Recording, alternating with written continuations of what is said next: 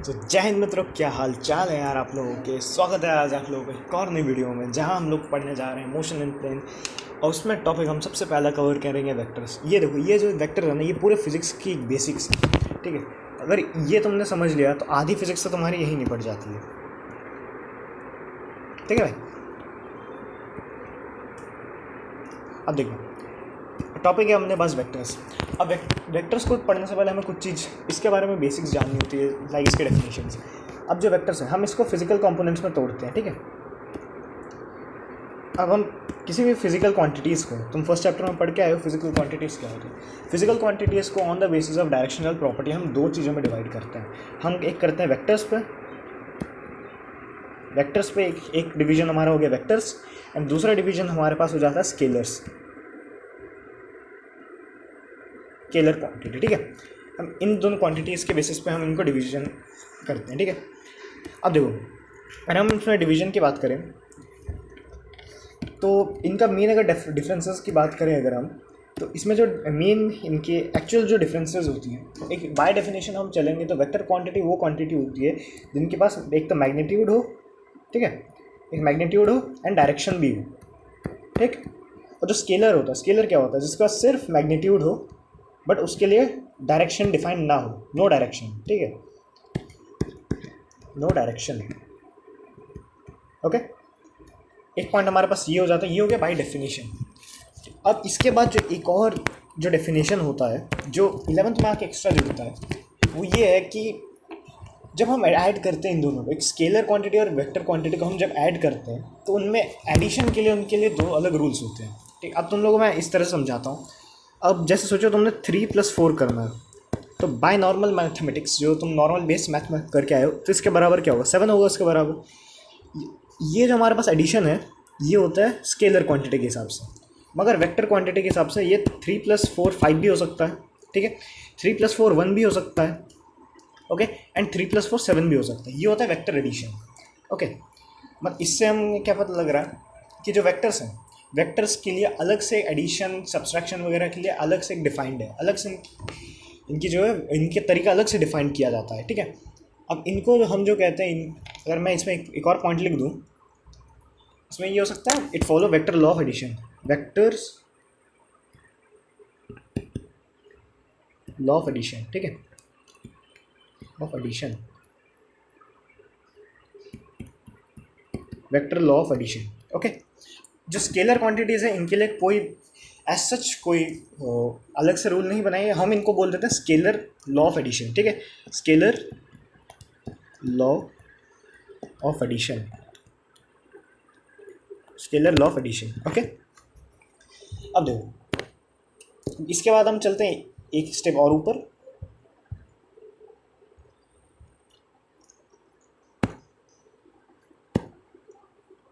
अब देखो, अब आता है हमारे पास रिप्रेजेंटेशन ऑफ वेक्टर्स। ठीक है, अब हम वेक्टर्स को रिप्रेजेंट किस तरह से करते हैं, किन बेसिस में हम वेक्टर्स को रिप्रेजेंट करेंगे। ठीक, अब देखो, रिप्रेजेंटेशन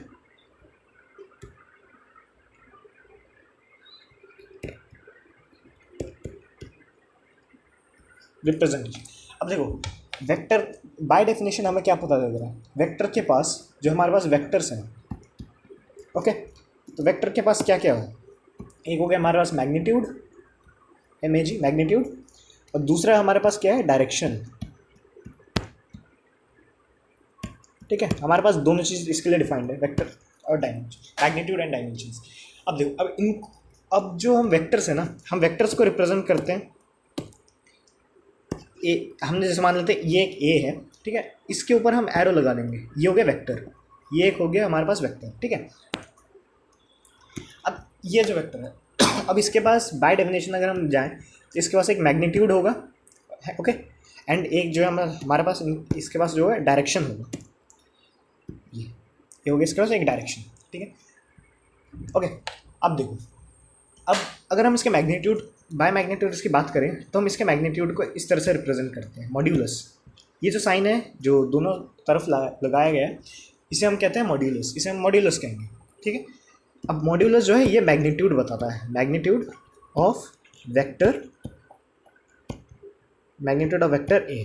ओके, अब अगर हम डायरेक्शन की बात करें तो डायरेक्शन हम ऐसे रिप्रेजेंट करते हैं, देखना ये ए हो गया, उसके ऊपर एक हमने इस तरह से एक ट्राइंगल बना दिया, ठीक है। अब ये जो ट्राइंगल है ये इसे हम बोलते हैं कैप, ए कैप, इसको हम कहेंगे ए कैप, ए कैप, ठीक है, सी ए पी कैप, ओके। ये हो गया हमारे पास ए कैप, ठीक है। ये जो है ये है डायरेक्शन, डायरेक्शन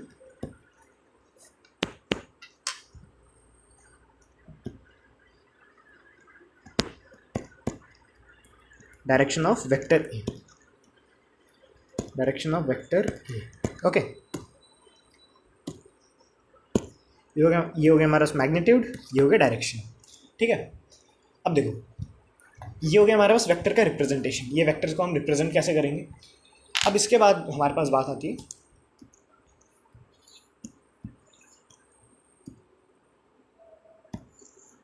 ओके। अब हम बात करते हैं एरो रिप्रेजेंटेशन के लिए। एरो हम बाय एरो इसको रिप्रेजेंट कैसे करेंगे, एरो रिप्रेजेंटेशन, एरो रिप्रेजेंटेशन, ठीक है। अब हम इसको एरो बाय, अगर हम एरो से इसको रिप्रेजेंट करना चाहें तो हम एरो से इसको रिप्रेजेंट कैसे करेंगे। अब जैसे ये देखो, ये हमारे पास एक एरो हो गया ये, ठीक है। अब इसको हम बोल देते हैं ए वेक्टर, ओके। ये इसको हम बोल दिए ए वेक्टर। अब ये जो पॉइंट है ये इसका इनिशियल पॉइंट है, इनिशियल पॉइंट, और ये जो है इसका फाइनल पॉइंट होगा, ओके। अब इस चीज़ को ध्यान रखना, ये आगे बहुत काम आता है, इनिशियल एंड फाइनल पॉइंट्स, ठीक है। इस जो ये इनिशियल पॉइंट है हम इसको टेल भी कह देते हैं, एंड जो फाइनल पॉइंट है इसको हम हेड कह देते हैं, ओके। ये एक नाम दिया गया है इनको। और आप लोगों को एक और चीज़ बता देता हूँ इसमें, अब क्योंकि जैसे हमने इसमें ये डिफाइन कर दिया है इसका मैग्नीट्यूड एंड डायरेक्शन, ये जब हमने इसका वेक्टर का मैग्नीट्यूड एंड डायरेक्शन डिफाइन कर दिया तो हम ए वेक्टर को इस तरह से भी लिख सकते हैं, जैसे ये हो गया ए वेक्टर, ठीक है, इज इक्वल टू, अब क्योंकि मैग्नीट्यूड और डायरेक्शन इसके पास है, ये हो गया अपने पास मैग्नीट्यूड, ठीक है, ये एंड ये हो गया डायरेक्शन। मतलब मैग्नीट्यूड एंड डायरेक्शन के प्रोडक्ट में हम कह सकते हैं वेक्टर को। अब अगर हमने यहाँ से ए कैप निकालना है तो ए कैप हमारे पास क्या आएगा, ये नॉर्मल, हम इस चीज़ को हम नीचे ले जाएंगे, हमारे पास ये जो चीज़ है इसको हम इसको इसके नीचे ले जाएंगे डिवाइड पे, ठीक है। अब देखना ये हो गया हमारे पास वेक्टर अपॉन ये मैग्नीट्यूड, ठीक है। तो हम ए कैप को हम ऐसे भी डिफाइन कर सकते हैं, ए वेक्टर या फिर any vector divided by its magnitude, ठीक है, ठीक। अब देखो, अब जैसे मैं एरो रिप्रेजेंटेशन की बात कर रहा था,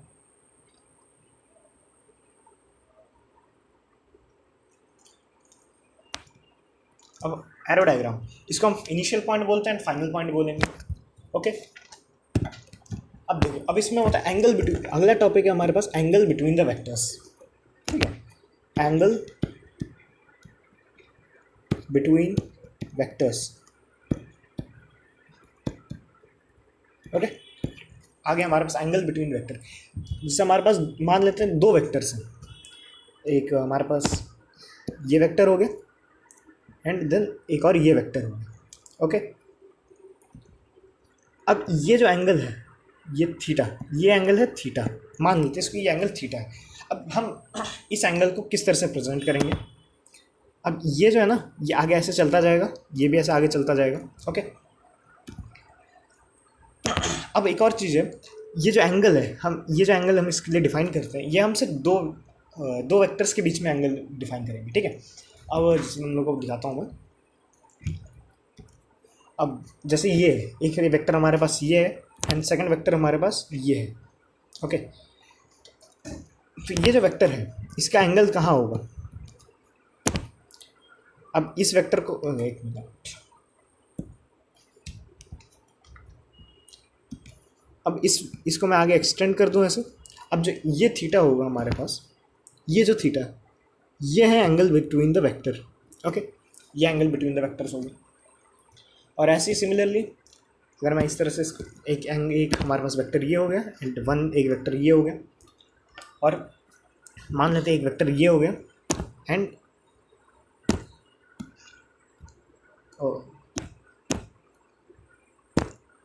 हमारे पास एक वेक्टर ये हो गया, ठीक है। तो हम इन दोनों के बीच का अगर हम एंगल लिखेंगे, एक एंगल ये हो गया थीटा, ओके। एंड इसके लिए थीटा इसको मैं आगे एक्सटेंड कर दूंगा एंड ये हो गया एंगल थीटा, ये हो गया एंगल बिटवीन द वेक्टर्स, ठीक है।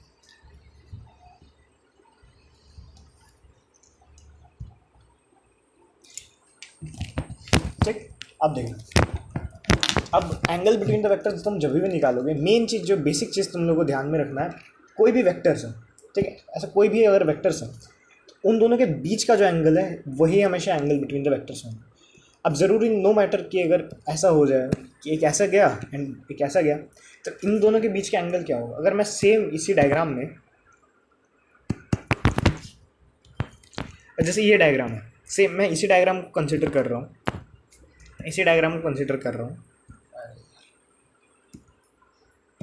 जैसे ये डायग्राम है, ठीक है। मैं इसी डायग्राम को कंसिडर करूँगा, जो नीचे वाला एरो है हमारे पास, जो ये नीचे वाला एरो है, ठीक है, अगर मैं इसको उठाकर सेम एज इट इज़ मैं आगे प्लेस करता हूँ, मैंने क्या किया, ये जो एंगल है इसको मैंने इस तरह से आगे प्लेस कर दिया, ठीक है। तो इन दोनों के बीच का एंगल बिटवीन द वेक्टर्स क्या हो जाएगा, इन दोनों के बीच का एंगल बिटवीन द वेक्टर्स हो जाएगा थीटा, और कहाँ से लेंगे हम, यहाँ से लेंगे, ठीक। तो अगर मैं जनरलाइज करूँ तो जनरलाइज क्या होगा, angle between the vector, angle between the vectors, ठीक, always take by joining the vectors,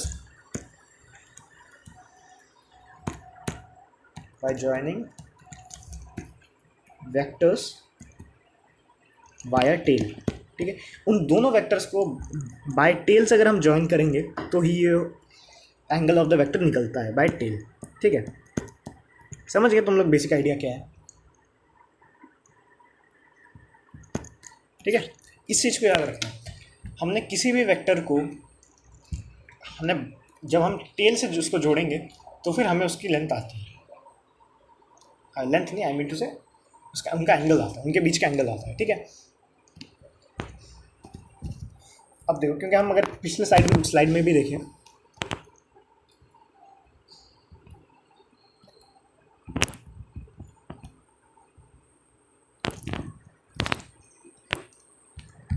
अब देखो इसमें हमने जितने भी एंगल्स जोड़े हैं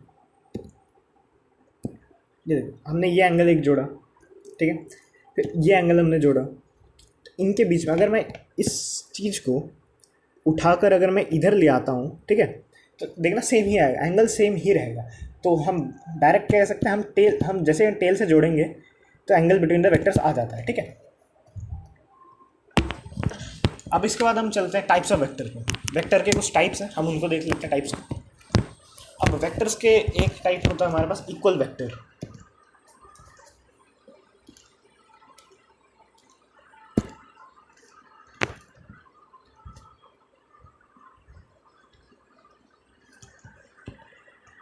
एक आ गया हमारे पास इक्वल वेक्टर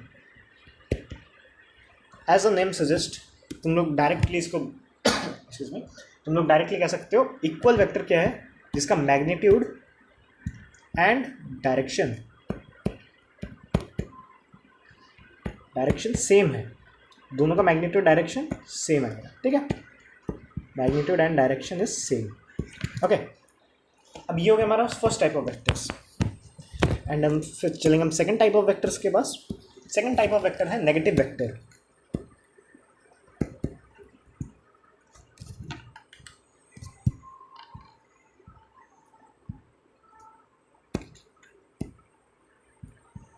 नेगेटिव वेक्टर्स, ठीक है, नेगेटिव वेक्टर। अब जैसे मैंने ऊपर तुम लोगों को बताया, इनका डायरेक्शन मैग्नीट्यूड सेम होगा, मतलब सेम वेक्टर्स होंगे, इनका दोनों का डायरेक्शन सेम है, मैग्नीट्यूड सेम है। अब हो सकता है इनका बीच का एंगल यहाँ पे, क्योंकि देखो एंगल के बारे में कोई यहाँ पे कमेंट नहीं किया, तो इसका मतलब यही है कि दोनों किसी भी एंगल में हो, मगर हमने ये देखना है कि उनका मैग्नीट्यूड एंड डायरेक्शन सेम होना चाहिए, ओके। अब आता है हमारे पास नेगेटिव वेक्टर्स। नेगेटिव वेक्टर्स इनका मैग्नीट्यूड सेम होता है, नेगेटिव वेक्टर्स का जो है मैग्नीट्यूड सेम होगा, मैग्नीट्यूड सेम, ठीक है, बट डिफरेंस कहाँ जाता है, इनके डायरेक्शन पे।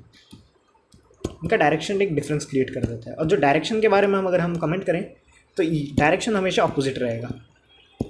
ओके, डायरेक्शन हमेशा ऑपोजिट रहता है।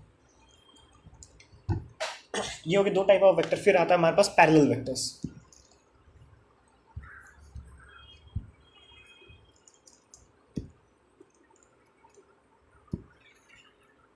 सेकंड टाइप हमारे पास है पैरेलल वेक्टर्स। सॉरी, सेकंड नहीं, third type parallel vectors. Parallel vectors, ठीक है। पैरेलल वेक्टर क्या है? इनका मैग्नीट्यूड सेम होता है एंड डायरेक्शन भी सेम होता है, मगर वो एक दूसरे के पैरेलल होते हैं। जैसे ये हो गया अपना, ये एक वेक्टर हो गया एंड सेकंड वेक्टर हमारे पास ये हो गया, ठीक है। अब पैरेलल वेक्टर का एक है कि मैग्नीट्यूड हमेशा ज़रूरी नहीं है कि सेम हो। मैंने अभी थोड़ी देर पहले गलत बोला, मैग्नीट्यूड डिफरेंस हो सकता है, मैग्नीट्यूड डिफर कर सकता है, मगर इनका जो डायरेक्शन होगा वो हमेशा सेम रहेंगे पैरेलल वेक्टर्स, ठीक है। अब ये हो सकता है एक ऐसे हो गया, अब एक कहीं भी तुम ले लो, ये दो, ये एक मिनट, अब ये वेक्टर एंड ये वेक्टर, ये दोनों आपस में हो गए पैरेलल, ठीक है। तब तो इसमें लिख देते हैं magnitude not same but direction same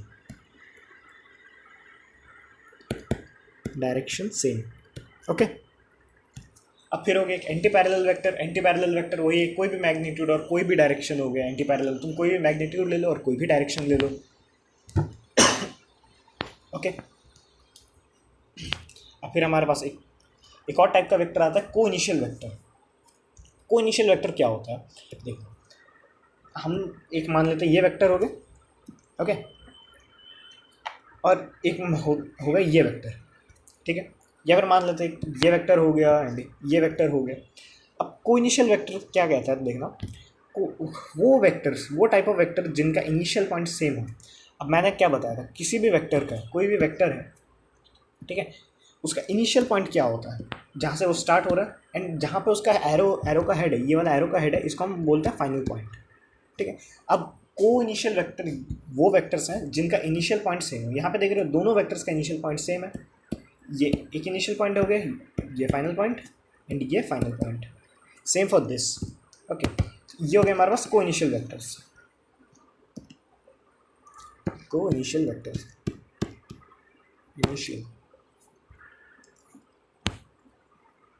कोइनिशियल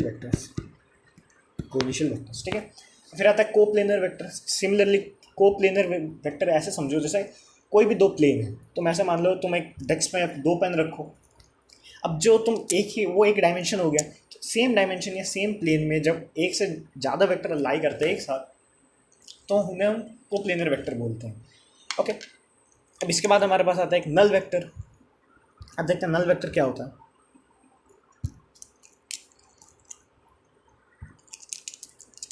अब देखो, नल वेक्टर जिनका मैग्नीट्यूड 0 हो एंड डायरेक्शन डिफाइंड ना हो, ठीक है। Null vector, okay.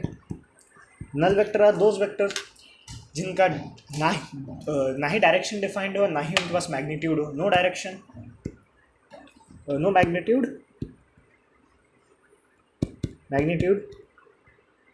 No magnitude, इसका मतलब 0 मैग्नीट्यूड हो जाएगा उनके पास।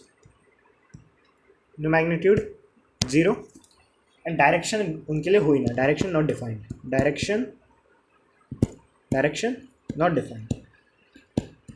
ओके। डायरेक्शन नॉट डिफाइंड हो गया, ये हो गया नल वेक्टर, ठीक है भाई। अब देखना,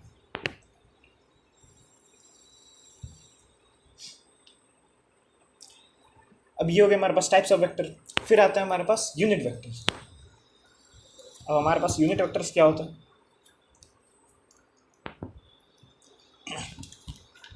लिख देते हैं टॉपिक यूनिट वेक्टर, ठीक है। अब देखो, अब सबसे पहले मैं यहाँ पे तुम लोगों को ले जाता हूँ एक ग्राफ में।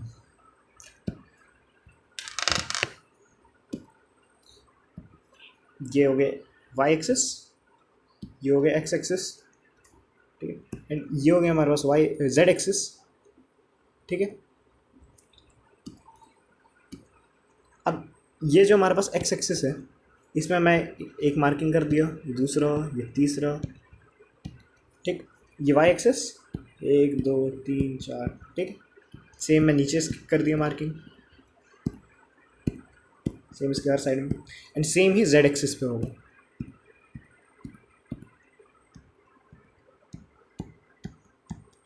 ये हो गया वाई एक्सिस, ये हो गया जेड एक्सिस। अरे ये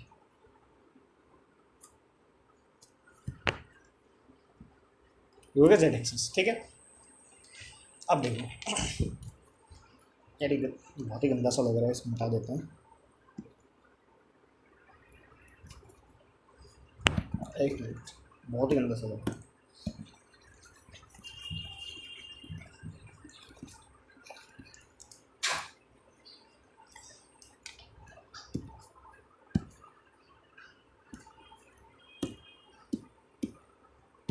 ये एक्स एक्सिस हो गया, ये वाई, पहले रेड वाला जो है ये हो गया अपने पास वाई एक्सिस, ठीक है।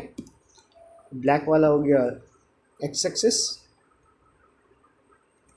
और जो ब्लू वाला है ये हो गया हमारे पास जेड एक्सिस, ठीक है। अब देखो, अब हम मान नॉर्मली हम क्या 1 to 3 इनकी मेजरमेंट्स होती है, बट मैं यहाँ पे क्या कर रहा हूँ, मैं इनको एक आई कैप, जे कैप एंड के कैप में डिफाइन कर देता हूँ, ठीक है। अब ये हो गया हमारे पास, अब जो आई कैप, ठीक है। अब आई कैप में मैंने इनको डिफाइन किया, आई कैप हम वो मानेंगे जो एक्स कोऑर्डिनेट्स होंगे, एक्स कोऑर्डिनेट्स, ओके। हम जे कैप मानेंगे जो वाई पे कोऑर्डिनेट्स होंगे। बस हमने इसका एक नामकरण कर दिया है। एंड जो के कैप है हमारे पास, के कैप को हम मानेंगे जेड कोऑर्डिनेट्स। अब हम इस प्लेन पे, जो हमारे पास ये वाला प्लेन है, ये जो हमारे पास प्लेन है, इस प्लेन में हम कुछ भी एक चीज़ कंसिडर कर लेते हैं, कोई एक पॉइंट कंसिडर कर लेते हैं, ठीक है। अब ऐसा ज़रूर नहीं कि हम कोई भी पॉइंट कंसिडर कर रहे हैं तो वो तीनों एक्सिस में हो। हमारी नॉर्मल फिजिक्स में, जो बेसिक फिजिक्स है, उसमें हम सिर्फ 2 एक्सिस में कंसिडर करते हैं। या तो हम लोग वाई एक्सिस में कंसिडर करेंगे पॉइंट्स को, मतलब एक्स एंड वाई एक्सिस में कंसिडर करते हैं पॉइंट्स को, या फिर हम एक्स जेड में करते हैं। हम एक्चुअली जो मेनली हम पॉइंट कंसिडर करते हैं वो या तो हमारे पास X axis and Y axis में होता है, बहुत ही कम जेड एक्सिस की तरफ जाते हैं। अब जैसे मैंने कहा तुम लोगों को, अब ये हो गया एक्स, ये हो गया आई कैप, ठीक है, आई कैप हो गया। अब अगर वैसे ही मैं तुम लोगों को कोई एक पॉइंट की लोकेशन फाइंड करने को दूँ, अब देखो सेम यही प्लेन बना रहा हूँ मैं, ये हो गया एंड एक ये हो गया, ओके। अब ये एक हमारे पास पॉइंट है, अब इसकी कोऑर्डिनेट मैं बोल देता हूँ 2,4,6, ठीक है। अब देखो, अब तुम लोग 10th में पढ़ कर आए हो, ये जो हम कोऑर्डिनेट्स लिखते हैं किस बेसिस पे लिखते हैं, ये जो हम हमारा पॉइंट है, ये जो पॉइंट है हमारे पास, ठीक है, इसको हम एक्स कोऑर्डिनेट बोलते हैं, इसको हम वाई कोऑर्डिनेट बोलते हैं, इसको जेड कोऑर्डिनेट बोलते हैं, ठीक। अब वैसे अगर हम इनको पॉइंट्स फाइंड करें तो तुमने कुछ नहीं करना, जैसे जो 2 है इसके आगे 2 आई कैप लिख देना, ठीक है, एंड 4 जे कैप एंड 6 के कैप, ओके। अब मैं वैसे अगर कह देता हूँ, ये ओरिजिन से ये हमने एक वेक्टर ले लिया, ये इस पॉइंट तक जा रहा है 2,4,6, ठीक। तो इस वेक्टर को हम किस तरह से लिखेंगे, अब इस वेक्टर को हम लिखने का तरीका देखना। इसको हम ऐसे लिख देंगे 2 I cap plus 4 J cap plus 6 के कैप, ठीक। मतलब ये जो हमारे पास कोऑर्डिनेट है, इनको सम के फॉर्म में लिखेंगे किसके अराउंड, ये एक्स, ये आई कैप, जे कैप और के कैप के अराउंड पे, ठीक है। ये हमने आई कैप के फॉर्म में लिख दिया, ये आई कैप के फॉर्म में लिख दिया, ये जे कैप एंड ये के कैप के फॉर्म में। ये क्या है, ये हमारे पास एक्स कोऑर्डिनेट है, ये क्या है हमारे पास वाई, ये हमारे पास हो गया वाई कोऑर्डिनेट, ये क्या है, ये हमारे पास हो गया जेड कोऑर्डिनेट, ठीक है। अब देखो, अब इसके बाद हम थोड़ा सा और आगे चलेंगे। अब अगर तुमने इसका मैग्नीट्यूड निकालना है, तुम ये भूल जाओ, तो सिंपल मैं बताता हूँ तुम्हें। जैसे ये हो गया, ओके। अब जैसे 10th में हम कैसे निकालते थे, चलो ये, ठीक है। जैसे 2, अरे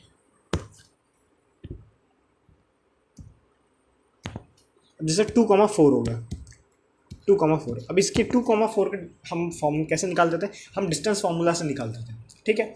तो सेम तुमने यहाँ पे यही करना है, डिस्टेंस फार्मूला से निकालना है। जो मैग्नीट्यूड है, मैग्नीट्यूड क्या है, कुछ नहीं, जस्ट एक डिस्टेंस है, ओके। अब जैसे मैं अगर इसकी डिस्टेंस निकालता हूँ, अगर ये जो है, अगर मैं इसका मैं कहूँ, अगर ये वेक्टर है हमारे पास, तुम इसकी मैग्नीट्यूड निकालो, तो तुम इसका मैग्नीट्यूड कैसे निकालोगे? सेम तुमने कुछ नहीं करना, डिस्टेंस फार्मूला लगाना है। यहाँ पे 3 कोऑर्डिनेट, अगर मैं तुम्हें कह देता हूँ कि सिर्फ ये 2 कोऑर्डिनेट, तुम इन 2 कोऑर्डिनेट के लिए ही तुम डिस्टेंस फार्मूला लगा, तुम सीधा लगा लोगे। अब क्योंकि यहाँ पे 3 कोऑर्डिनेट है, तो हम इसका कैसे निकालेंगे, देखना।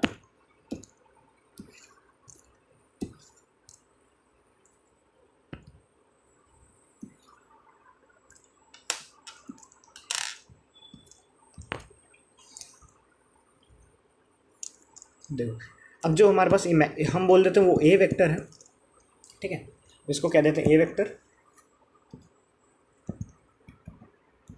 इसको बोल देंगे ए वेक्टर, ठीक है। अब तुम्हें कहा गया है कि तुम इसका मैग्नीट्यूड निकालो, तुम ए वेक्टर का जो है मैग्नीट्यूड निकालो, ओके। तो ए वेक्टर का मैग्नीट्यूड कैसे निकालोगे? सिंपल, जो तुम 10th से पढ़ के आए हो, डिस्टेंस फार्मूला, ठीक है। ये x coordinate x1 minus x2 का whole square plus y1 minus y2 का whole square plus z1 minus z2 का होल स्क्वायर, ठीक है। ये हो गया होल अंडर रूट, ओके। बस इतना करना है। अब अगर मैं इसका जो मैंने ऊपर आपके पास कोऑर्डिनेट्स दिए, उनका मैग्नीट्यूड मैं निकालने की कोशिश करूँ, तो देखना इसका मैग्नीट्यूड हम कैसे निकालेंगे। अब सेम हम यही फार्मूला लगा देते हैं। अब क्योंकि देखो, ये जो हमारे पास इनिशियल ये पॉइंट रहता है, ये जो है ना हमारे पास पॉइंट्स, अब ये एक हो गया इनिशियल पॉइंट से फाइनल पॉइंट, ठीक है। किसी भी वेक्टर है तो मैं हेड एंड टेल मैंने बता दिया, हम उसी के रिस्पेक्ट में निकालेंगे। अब यहाँ पे जो इनिशियल पॉइंट्स हैं, इस केस में इनिशियल पॉइंट है, इस केस में इनिशियल पॉइंट ओरिजिन पे मतलब 0,0 पर है, ओके। तो इस बेसिस, तो इसके रिस्पेक्ट में हम अगर निकालते हैं तो क्या क्या हो जाएगा, 2 का स्क्वायर प्लस 4 का स्क्वायर प्लस 6 का स्क्वायर, ठीक है। 6 का स्क्वायर 36, इसके आगे निकाल लो, आपका 20 56 रूट 56, इसका मैग्नीट्यूड हो जाएगा रूट 56, ठीक है। अब अगर मैं इसी के बेसिस पे अगर मैं तुम्हें आगे कहूँ कि तुम इसके डायरेक्शन निकालो, मतलब क्या निकालो, ए कैप निकालो। ए कैप कैसे निकालोगे, तो मैंने बताया था A cap is equal to A cap किसके बराबर होता है, A vector upon modulus of A vector, मतलब मैग्नीट्यूड ऑफ ए वेक्टर। तो हमारे पास ए वेक्टर क्या था, 2y cap plus 4j cap plus 6k cap, और मैग्नीट्यूड हमारे पास क्या था, रूट 56। कैलकुलेशन एरर होगी, तुम लोग चेक कर लेना, मेन भाव समझो तुम लोग, ये होगी कैलकुलेशन एरर नहीं होगी शायद, ठीक है। ये हो गया हमारे पास direction of A vector, direction of A vector ये होगा, ओके। अब यूनिट वेक्टर का अगर हम बाय डेफिनेशन जाएंगे, तो यूनिट वेक्टर का डेफिनेशन सुनना तुम लोग, a vector which has magnitude equal to unity 1 and has fix direction, मतलब उनका जो मैग्नीट्यूड है 1 के बराबर है, बट उनका जो डायरेक्शन है वो फिक्स डायरेक्शन है, किसी एक डायरेक्शन में फिक्स है। अब जो मैंने तुम लोग को इसमें बताया था, कहाँ है, ये रहा,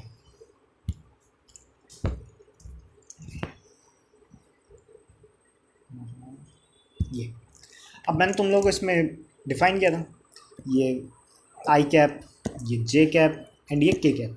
अब आई जे एंड के कैप का एक्चुअल मीनिंग पता है क्या है? जो आई कैप है, जो हमारे पास आई कैप है, ये कुछ नहीं है, ठीक है। मतलब ऐसा ये मतलब नहीं है कि कुछ नहीं है। अरे क्या हुआ,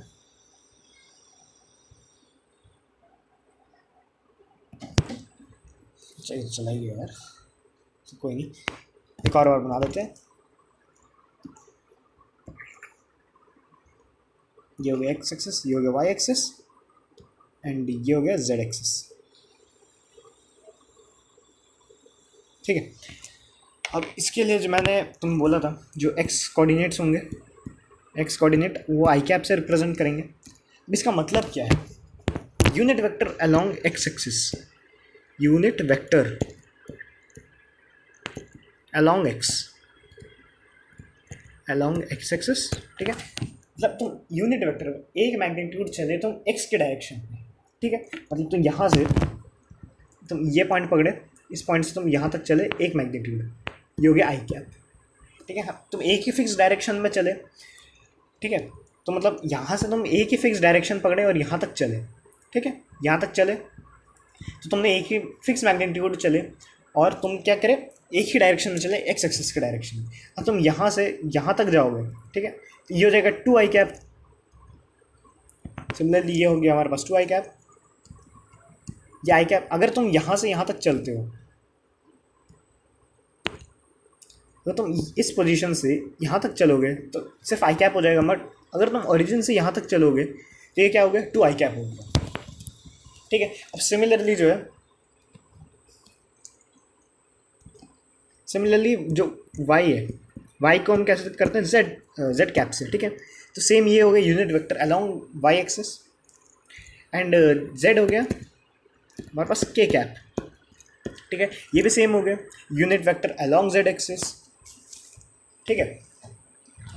मतलब यूनिट वेक्टर एज सच अगर हम सिंपल भाषा में बोलेंगे, vector which has a magnitude equal to 1 and has fix direction, जिनके मैग्नीट्यूड इक्वल टू 1 होगी, ऐसे वेक्टर्स जिनके मैग्नीट्यूड इक्वल टू 1 है और उनके पास एक फिक्स डायरेक्शन है, ओके।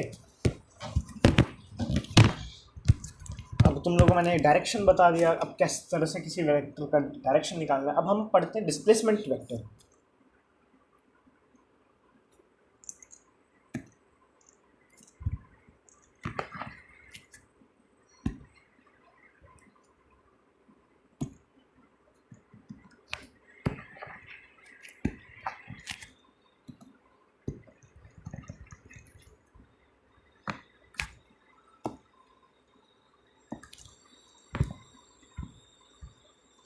हमारे पास आता है डिस्प्लेसमेंट वेक्टर, डिस्प्लेसमेंट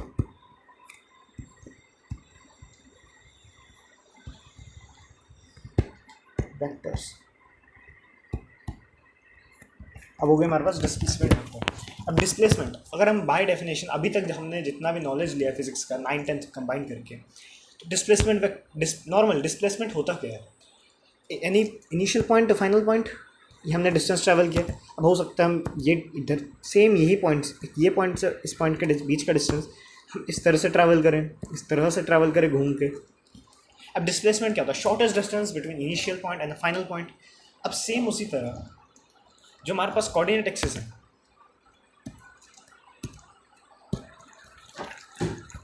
ठीक, ये देखो जो हमारा ये हो गया हमारे पास कोऑर्डिनेट एक्सिस, ठीक है। अब यहाँ से मैं एक वेक्टर ले लेता हूँ, लेट्स से ऐसे एक वेक्टर ले लिया, ठीक। अब मैं यहाँ पे कह देता हूँ जो इसका टेल पार्ट है, जिसका टेल पार्ट है इसको मैं मान लेता हूँ 1,2, 1,2 हो गया। एंड जो इसका हेड पार्ट है, हेड पार्ट को मैं कह देता हूँ 4,5। मतलब ये इस पॉइंट से लेकर इस पॉइंट तक चला तो हमें इसका डिस्प्लेसमेंट फाइंड करना। तो डिस्प्लेसमेंट एज बाय डेफिनेशन हमारे पास सजेस्ट क्या होता है कि distance between initial point and final point, shortest distance. अब शॉर्टेस्ट डिस्टेंस, अब मैंने तुम लोगों को बोला कि किसी भी दो पॉइंट में, ग्राफ के बीच में किसी भी दो पॉइंट का अगर तुमने डिस्टेंस निकालना है तो डिस्प्लेसमेंट फार्मूला लगता है। तो इधर भी लगा दो सेम डिस्प्लेसमेंट फार्मूला, यहाँ भी लगा दो तुम लोग। तो सेम मैं डिस्प्लेसमेंट फार्मूला लगाऊंगा यहाँ पर 4 - 1 होल स्क्वायर प्लस 5 एक्स का 5 - 2 होल स्क्वायर, ठीक है। तो ये क्या आ जाता है हमारे पास, 3 का स्क्वायर 9 हो गया, यहाँ पे भी आ जाता है 3 का स्क्वायर 9। तो ये क्या हो गया हमारे पास 3√2, ठीक है। ये हो गया हमारे पास डिस्प्लेसमेंट, ओके। तो हम इसको इस तरह से लिख देते हैं ए बी वेक्टर। अब चलो मैं ये अभी नहीं बताता, तुमने कंफ्यूज हो जाओगे तुम लोग। मिट जा भाई। ठीक है, अब ये हो गया हमारे पास डिस्प्लेसमेंट वेक्टर।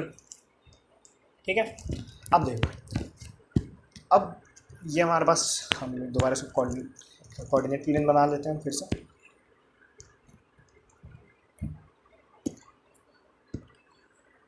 ये एक हो गया, ये हो गया।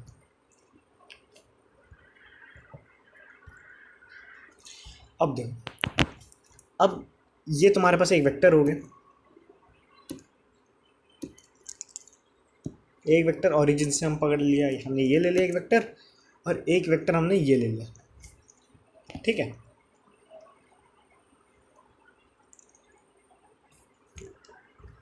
अब अगर मैं तुम्हें कहूँ इन दोनों के बीच का डिस्टेंस निकालो, इन दोनों के बीच का तुम लोग डिस्टेंस कैसे निकालोगे? अगर मैं इन्हें डिफाइन कर दूँ इस तरह से, ये हो गया ए वेक्टर, ओके, एंड ये हो गया बी वेक्टर। ठीक है, और मैं तुम्हें कह दूँ इन दोनों तुम लोग ए बी वेक्टर निकालो, तुम लोग निकालो ए बी वेक्टर। ठीक है, या फिर रुको, तुम्हें इस तरह से नहीं समझाता हूँ, ये आगे तुम लोग ट्रायंगल लॉ पे करोगे।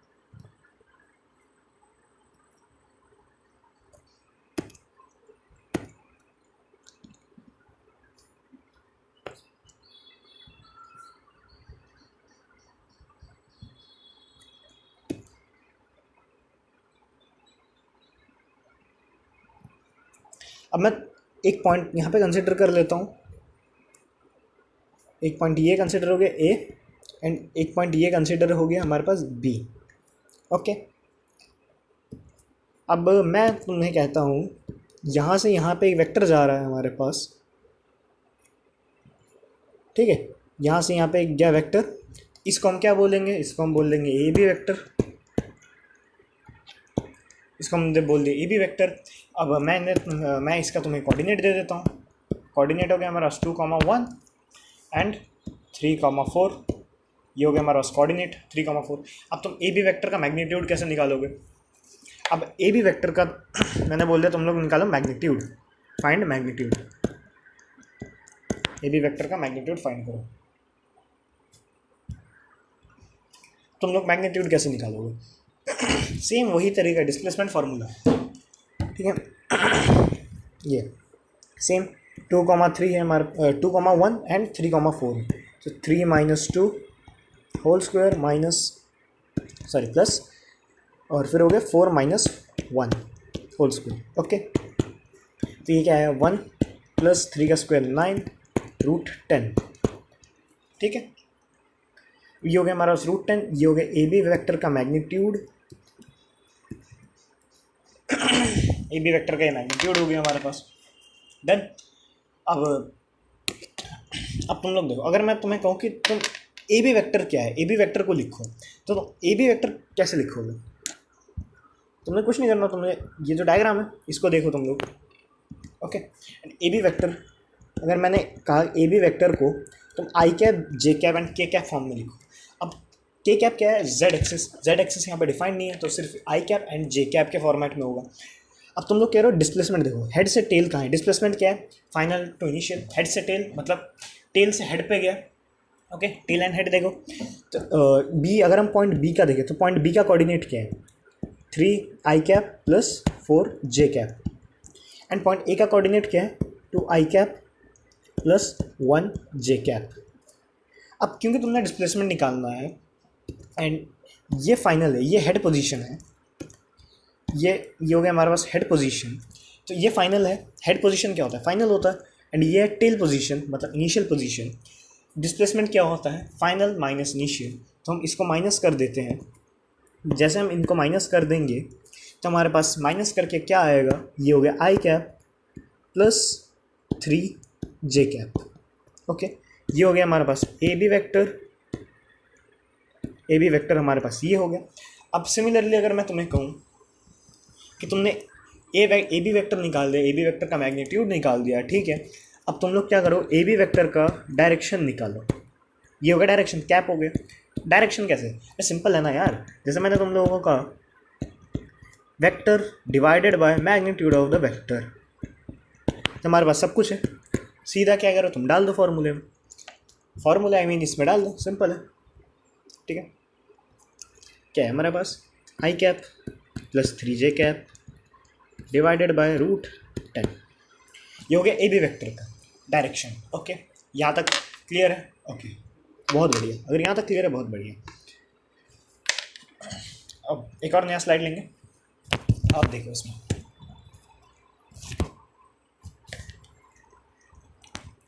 अब आते हैं हम रेजोल्यूशन ऑफ द वेक्टर्स। ठीक है, अब रेजोल्यूशन ऑफ द वेक्टर ये बहुत बढ़िया चीज़ है और ये थ्रू आउट द फिजिक्स तुम्हें काम आने वाली है। ये अब सबसे पहले मैं चलता हूँ ट्राइंगल्स पे, देखता है कितनी टेंथ पढ़ी है तुम लोगों ने। ठीक है, ये हो गया हमारा right angle triangle. Okay okay बड़ी, अब देखो तुम, अब मैं मान लेता हूँ मैं इस पॉइंट से देख रहा हूँ। ठीक, इस पॉइंट के लिए ये क्या होगा, परपेंडिकुलर हो गया। जो नीचे वाला बेस है, ये वाला जो बेस है, ये क्या होगा, बेस होगा। ये जो है हाइपोटेन्यूज होगा, क्योंकि ये राइट एंगल ट्राइंगल है तो इसके लिए हाइपोटेन्यूज होगी।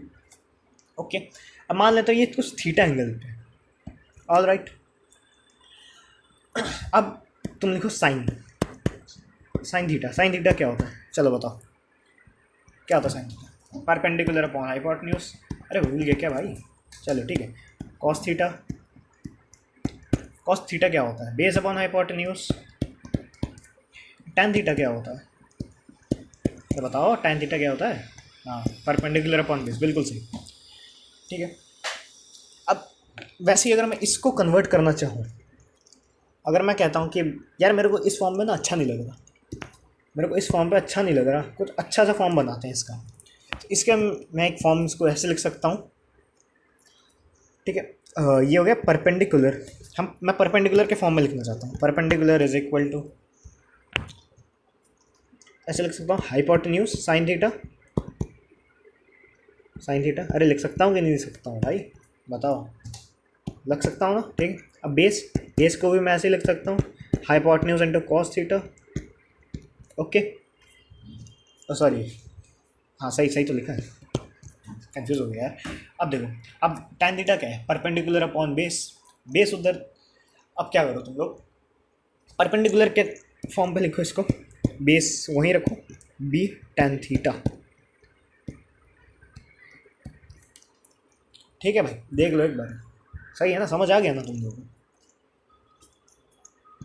एक ये लिखा है, एक ये लिखा है, देख लो सही है ना, समझ गए? ओके देन चलो, अब सेम यही कॉन्सेप्ट तुमने लगाना है। अब मान लेते मैं थीटा के वैल्यू तुम्हें कुछ भी दे दूँ तो उस हिसाब से थीटा की वैल्यू रख लो एंड लगा दो। अब मैं बताता हूँ रेजोल्यूशन ऑफ द वेक्टर्स। ठीक है, समझ गया ना भाई? चलो, अब रेजोल्यूशन, अगर तुम ये समझे रेजोल्यूशन ऑफ वेक्टर बहुत आसान से समझ जाओगे। अब मान लेता हूँ सेम ऐसे मैं एक प्लेन मान लेता हूँ कि तुम्हें मैक्सिमम सवाल प्लेन से ही आएंगे। अगर तुम्हें जब भी वेक्टर रिजॉल्व करना होगा एक रेफरेंस ले लेना, किसी भी चीज़ का रेफरेंस ले लेना। इसलिए हम ज़्यादातर क्या करते हैं, प्लेन दे देते हैं। ठीक है, कोऑर्डिनेट प्लेन दे देते हैं, यहाँ से एक वेक्टर ले लिया। ओके, एंड अब मैं क्या करता हूँ, ये इसको थीटा मान लेता हूँ, एंगल थीटा चलो थीटा की वैल्यू मैं तुम्हें दे देता 30 डिग्रीज। डन, थीटा हो गया 30 डिग्री। एंड ये हो गया ए वेक्टर, क्या देता हूँ ए वेक्टर, चलो ए वेक्टर बहुत ले लिया हमने, ए बहुत हो गया, कुछ अच्छा सा लेते हैं, अच्छा वेक्टर लेते हैं, एस वेक्टर। इसको क्या देते हैं हम, एस, अरे क्या हो गया भैया, अरे हैंग हो गया भैया लगता है मेरा। हाँ चलो, इसको हम मान लेते हैं एल वेक्टर। ठीक है, अब देखो, अब मैंने इस वेक्टर को रिजॉल्व करना है। अब तुम्हें पता है ये एक्स एक्सिस है, ये वाई एक्सिस है, पता है कि नहीं? ठीक है, पता है। अब मैं कह देता हूँ तुम लोगों को, ये जो पॉइंट है ये X axis and Y axis दोनों में, जेड एक्सिस कुछ नहीं लेना देना तुम लोगों ने। ठीक है भाई, अब देखो इसके लिए, इस थीटा के लिए ये परपेंडिकुलर हो गया, ये बेस हो गया, और ये तो हाइपोटेन्यूज हो गया। हाइपोटेन्यूज के एल वेक्टर है हमारे पास। अब हम एल वेक्टर को रिजॉल्व करेंगे। मान लेता हूँ मैं जो एल वेक्टर है इसका मैग्नीट्यूड मैं एल दे देता हूँ तुम लोगों को। ठीक है, अब सेम यही लगाओ तुम, sine theta sine 30 degree is equal to perpendicular upon L. ठीक है, तो क्या हो गया हमारे पास, L sine theta and sine 30 degree is equal to perpendicular. Okay okay भाई, सही है, बिल्कुल सही है, ठीक है, चलो आगे चलते हैं। Similarly cos theta cos 30 degree is equal to base upon hypotenuse.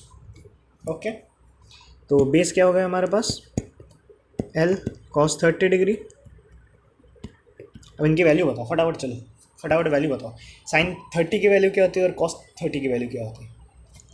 ठीक है, मैं डायरेक्ट लिख रहा हूँ, L upon 2 is equal to P. Okay, and sine 30 की कॉस 30 की वैल्यू क्या होती है? √3/2 होती है कि नहीं? ठीक है, अब देखो, अब ये यार ये एक सिंपल लॉजिक है, तुम लोग 10th में भी पढ़ा होगा तुमने। ये जो परपेंडिकुलर है, ये किसका वैल्यू है? वाई एक्सिस का वैल्यू है, और ये जो बेस है ये किसका वैल्यू है? जेड एक्सिस का वैल्यू है। ओके, अगर मैं तुम्हें पूछूं इस पॉइंट का कोऑर्डिनेट बताओ भैया, इस पॉइंट का तुम लोग कोऑर्डिनेट बताओ, बताओ बताओ बताओ, कमेंट में लिखो इस पॉइंट का कोऑर्डिनेट क्या होगा। अब परपेंडिकुलर मैंने क्या बोला तुम लोग, परपेंडिकुलर है जो ये हमारे पास एक परपेंडिकुलर आएगा वो वाई एक्सिस का कोऑर्डिनेट है, तो वाई एक्सिस का कोऑर्डिनेट L/2, ठीक है। एंड बेस क्या है? एक्स एक्सिस का कोऑर्डिनेट, तो L √3/2, ये हो गया हमारे पास कोऑर्डिनेट। 3 अच्छे से लिख देता हूँ।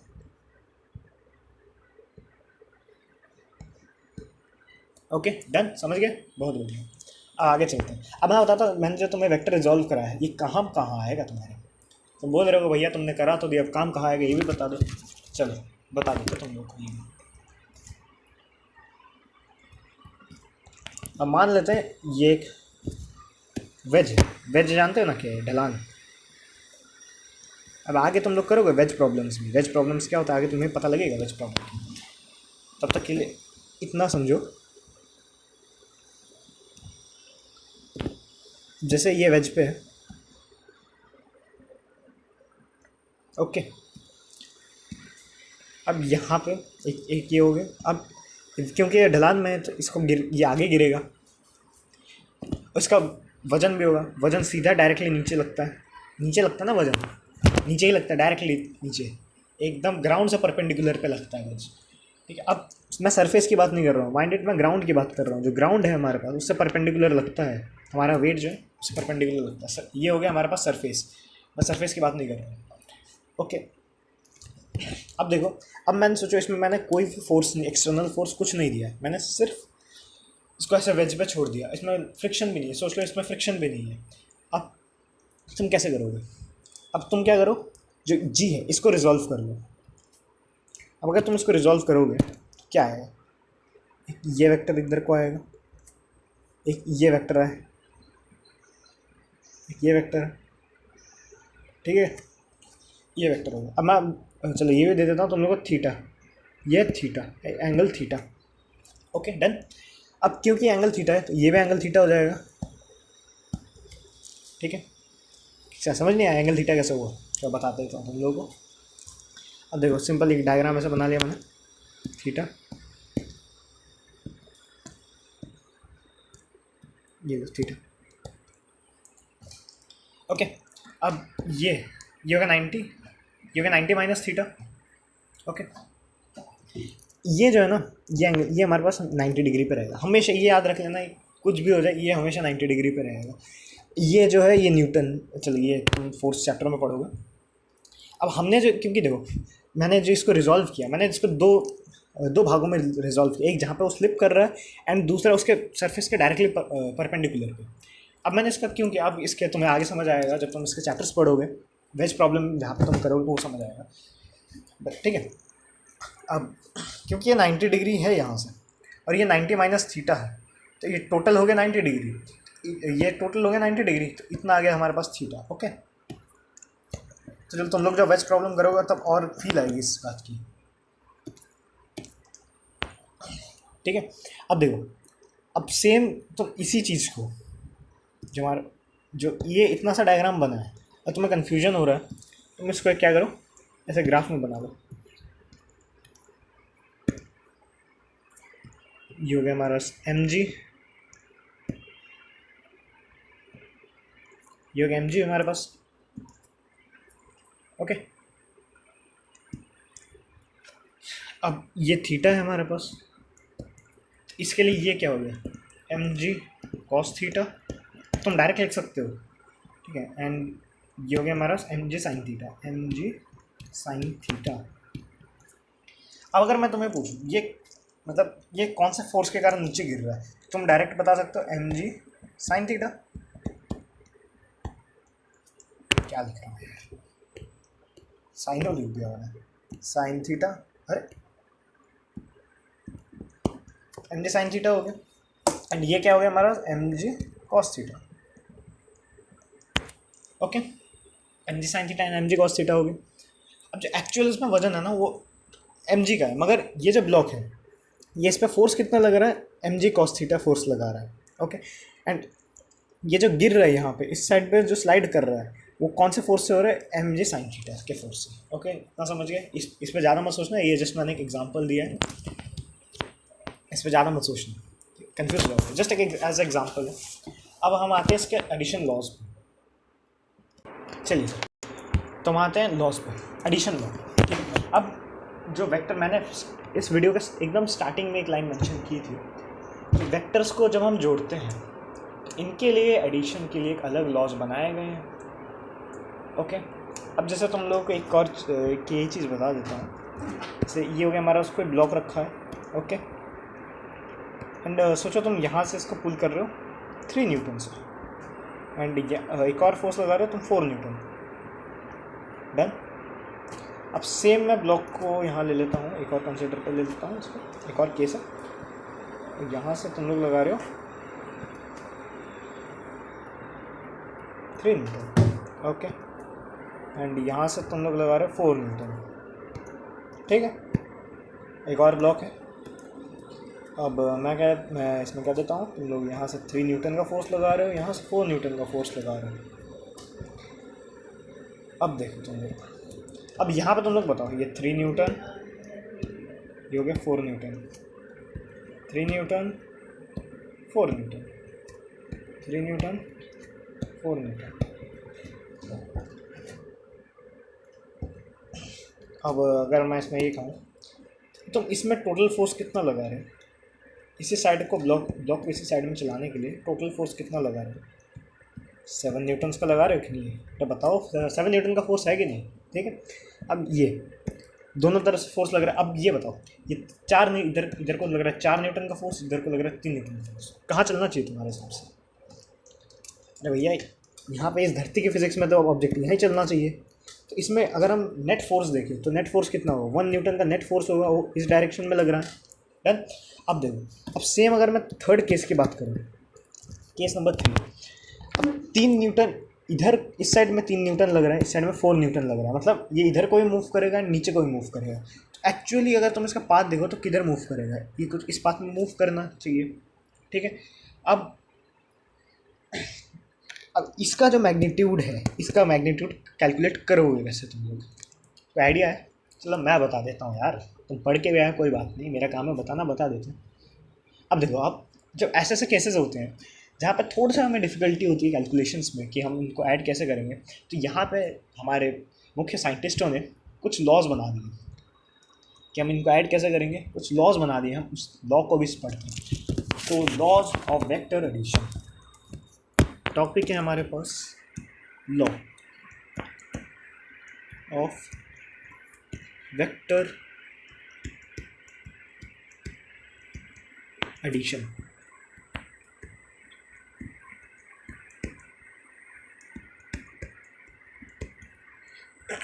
Law of vector addition. अब इसमें ना मैं तुम्हें पहले एक वो बता देता हूँ इसमें क्या क्या है। लॉ ऑफ वेक्टर एडिशन, हाँ जी ठीक, law of vector addition, law of vector addition के 3 पार्ट्स हैं, triangle law, parallelogram law and polygon law. सबसे पहला लॉ आता है हमारे पास ट्राइंगल लॉ। फर्स्ट आता है triangle law, triangle. Triangle law,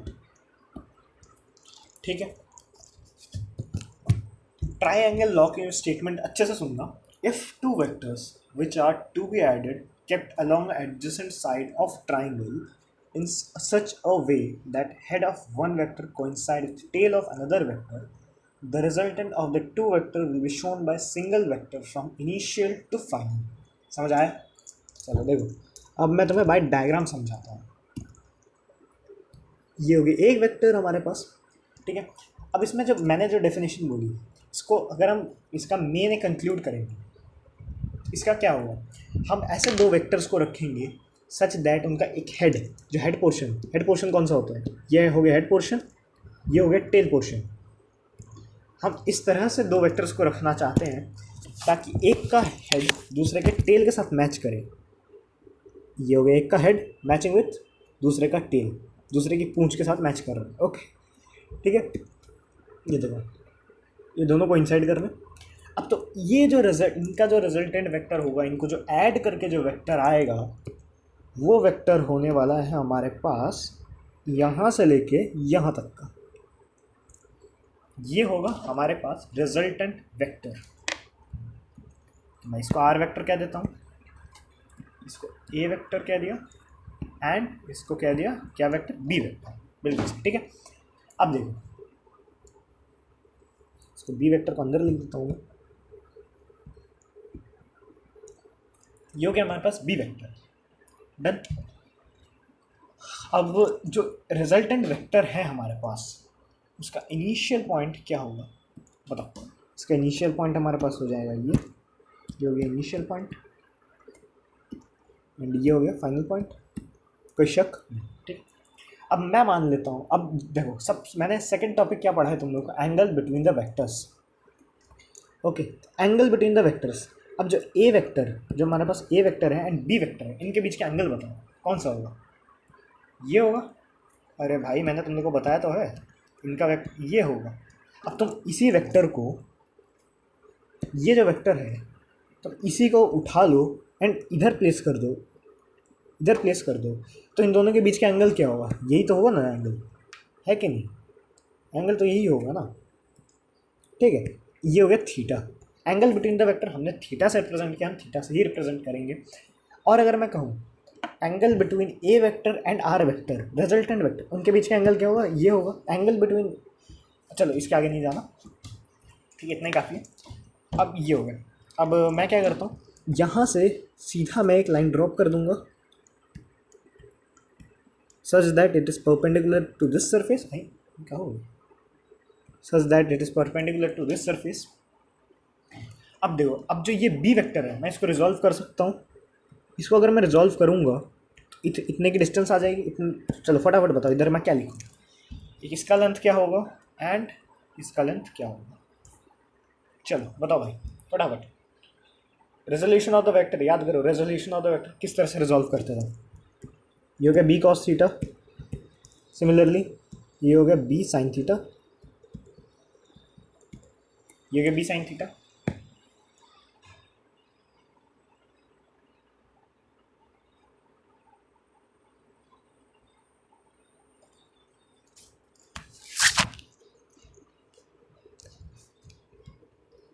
B sine theta,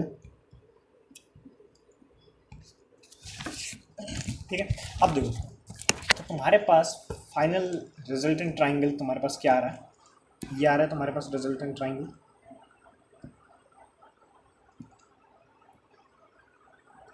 इसका लेंथ क्या है हमारे पास, A plus B sine theta, B cos theta, ये तो हो गया हमारे पास आर, और ये हो गया बी साइन थीटा, ठीक है। अब देखो, अब हम इसमें क्या कर सकते हैं, हम पाइथागोरस थ्योरम लगा देंगे। तो जब हम पाइथागोरस थ्योरम लगाएंगे तो क्या होगा, तो ये हो गया R square is equal to A plus B cos theta का whole square plus B sine theta plus B sine theta का होल स्क्वायर। अब जब तुम इसे खोलोगे जब मतलब ब्रैकेट्स खोल दोगे, स्क्वायर्स खोल दोगे, तो हमारे पास रिजल्ट, तुम इसे कैलकुलेट करके देख लेना।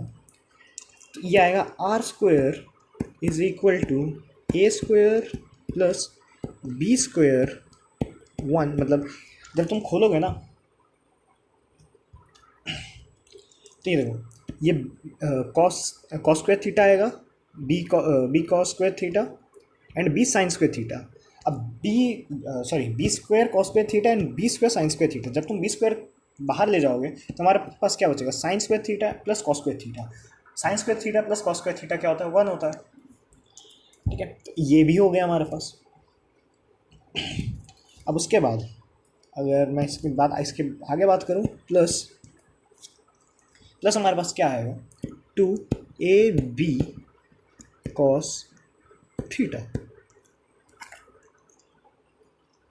ठीक है भाई, ये है हमारे पास resultant vector.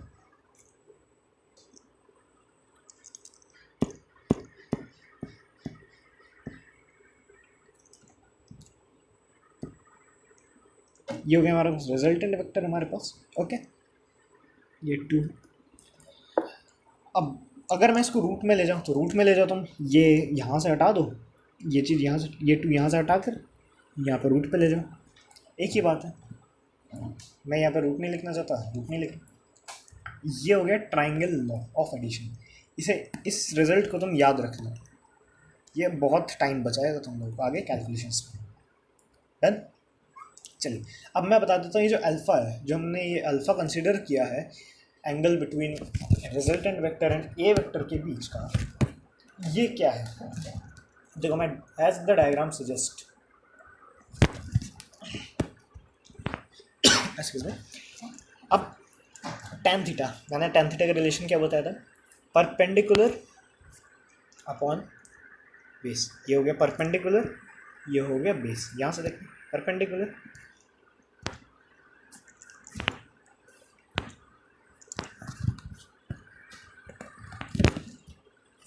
tan theta, tan alpha, perpendicular क्या है हमारे पास, B sine theta. B sine theta है कि नहीं, बी साइन थीटा। अब नीचे बेस क्या है हमारे पास, ए बी कॉस थीटा। अब अगर तुम थीटा की वैल्यू निकालनी है, टैन को उधर ले जाके इन्वर्स पे डाल दो, tan inverse B sine theta upon ए प्लस बी कॉस थीटा। ये हो गया हमारे पास थीटा। इससे भी हो सके तो याद कर दो।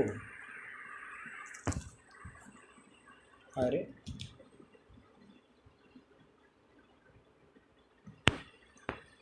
ठीक है, अब देखो, अरे अरे अरे क्या हो रहा है, चलो अब देखो, ये हो गया हमारे पास triangle law of vector addition.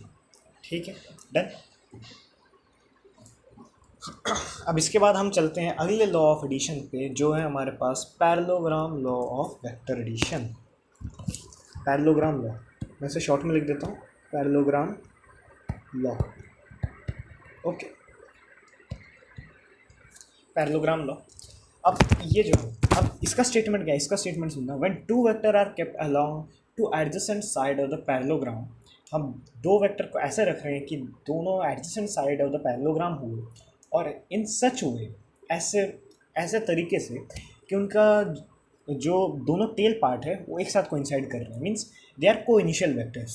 Okay, then the result of the two vector is shown by diagonal of the parallelogram.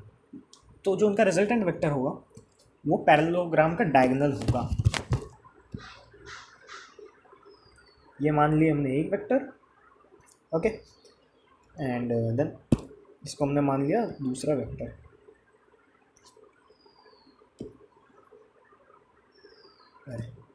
इसको मैं पैरेललोग्राम कंप्लीट कर देता हूँ।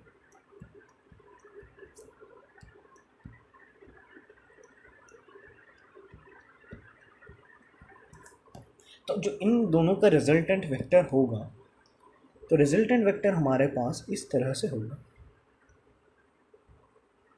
इन दोनों का रिजल्टेंट वेक्टर, ये होगा हमारे दोनों का रिजल्टेंट वेक्टर। ये हो गया हमारे पास आर वेक्टर, ये हो गया बी वेक्टर, ये हो गया ए वेक्टर। डन। और ये देखो, ये है दोनों कोइनिशियल vectors.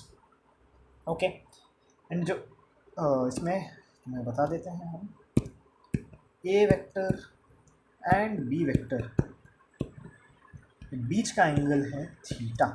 A vector and B vector के बीच का एंगल हो गया हमारे पास थीटा। ओके, अब ये यहाँ पे जगह नहीं है लिखने का, नहीं तो मैं लिख देते हैं थीटा।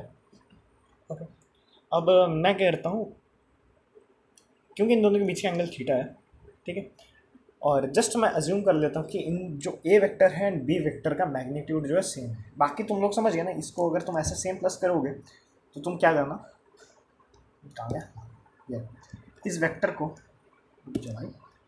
इस वेक्टर को उठाकर यहाँ ले आना, फिर बाद में ट्रायंगल लॉ से इसको ऐड कर देना, तो वही आएगा। अब मैं क्या करता हूँ, एक काम करता हूँ, मैं ए वेक्टर को बी वेक्टर के बराबर मान लेता हूँ। Magnitude of A vector is equal to B vector, magnitude of A vector, ठीक है, is equal to magnitude of B vector. उसको बोल देता हूँ मैं पी, इसको पी बोल देंगे। अरे यार, एक तो इतना हैंग करता हूँ कसम से।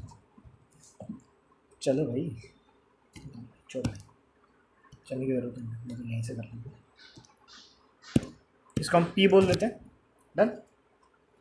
अब तो सिमिलरली अगर मैं जो मैं तुम्हें पीछे बता कर आया, क्या बता कर आया बताओ, जस्ट इससे पहला टॉपिक क्या था, triangle law of vector addition. Done. तो same triangle law of vector addition मैं लगा देता हूँ यहाँ पर फॉर्मूला, तो A square plus B square, मैं डायरेक्ट इसको इम्प्लीमेंट कर रहा हूँ फॉर्मूले में, B square plus 2 A B cos theta. ठीक है, कोई दिक्कत होनी भी नहीं चाहिए। Okay, done. फिर ये आर हो गया हमारे पास, ये क्या हो गया, 2 p² plus 2p² cos theta. ये क्या था, ये तो प्रोडक्ट ही था ना भाई।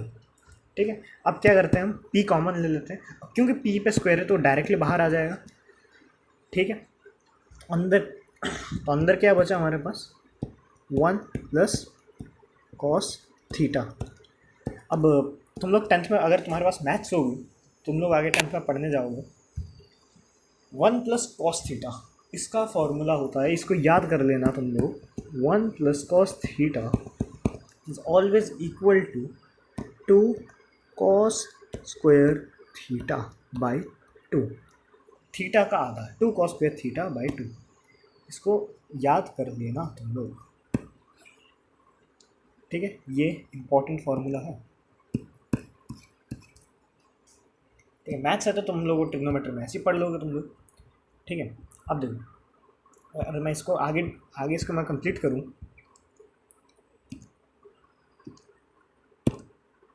आगे मैं इसको ले जाऊं, तो आर वेक्टर, मतलब सॉरी आर रिजल्टेंट वेक्टर के मैग्नीट्यूड, ये जो निकाल रहे हैं, मैं दोबारा बता देता हूँ आप लोगों को, ये रिजल्टेंट वेक्टर की मैग्नीट्यूड है। तो मैं इसको वैल्यू पुट कर देता हूँ यहाँ पे, 2 कॉस स्क्वायर थीटा बाई 2। ठीक है, तो ये क्या हो जाएगा हमारे पास, R is equal to bracket सब खोल के रूट के बाहर ले आके हमारे पास फाइनल हो जाता है 2p cos theta by 2, 2p cos theta by 2। इसको भी तुम लोग कर लो याद, ये आगे तुम्हारे मदद करेगा काफ़ी जगह पर, जहाँ पे मैग्नीट्यूड सेम होगा इसको बिठा लेना। ओके, चलिए, ये हो गया हमारे पास पैरेलल। अब जैसे जैसे तुम थीटा को वैल्यू डालते जाओगे ना, वैसे वैसे चेंज होता है। अगर मैं मान लेता हूँ थीटा को मैं 0 डाल देता हूँ, तो हमारे पास क्या है, cos 0 डिग्री क्या होता है हमारे पास, बताओ भाई बताओ, क्या पढ़ के आया तुम? ठीक, 1 होता है। ओके भैया, तो हमारे पास हो गया 2p। वैसे अगर हम थीटा को 60 डालते हैं, मैं तुम्हें बार बार कह रहा हूँ, ये जो है थीटा, ये थीटा बाई 2 एक साथ है। ठीक है, अब अगर थीटा के वैल्यू हम 60 डाल देते हैं तो θ/2 कितना हो गया, 30 हो गया। तो cos 30 क्या होता है, √3/2। तो रिजल्टेंट वेक्टर का मैग्नीट्यूड क्या हो जाएगा, √3p। ठीक, चलो इसका मतलब तुम जैसे जैसे, मैं ये कहना चाहता हूँ, तुम जैसे जैसे एंगल डालते रहोगे वैसे वैसे वो चेंज होता रहेगा। ओके, और बस ये इतना ही है। और इसके बाद हमारे पास आता है parallelogram law of vector addition. ये एक तरह से इजी है parallelogram law of vector addition. चलिए देखते हैं इसको, parallelogram law of vector addition को।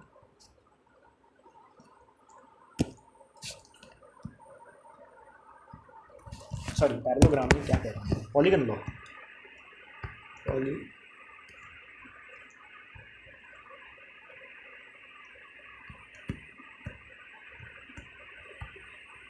Polygon law.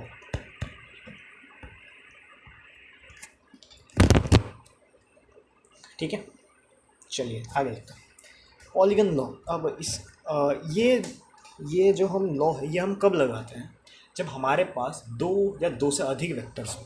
दो से अधिक वेक्टर जब भी होंगे तो आग बंद करके पॉलीगन लॉ लगा देना। हम इसकी स्टेटमेंट पढ़ लेते हैं, इसका एक्चुअल स्टेटमेंट क्या है, क्या हम इसको सच्ची में कहीं भी लगा सकते हैं, यानी इसका एक्चुअल देखते हैं, पढ़ते हैं। When vectors are kept along the side of a polygon, जब हम वेक्टर को किसी भी पॉलीगन के साइड में रखते हैं, such that head of one vector is coinciding with tail of other vector, the resultant of these vector is shown by single vector from initial to final। समझे नहीं समझे?